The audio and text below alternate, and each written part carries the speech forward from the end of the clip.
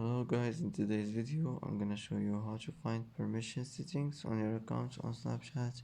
Easy and quick. First, after you click on your profile icon, click on the settings icon here, and now here on you will find it on account options.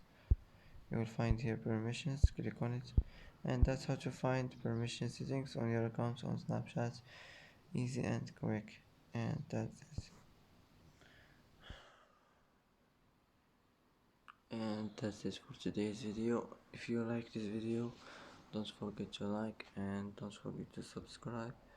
I hope this video is helpful for you, and thanks for watching until the end, and see you in the next video.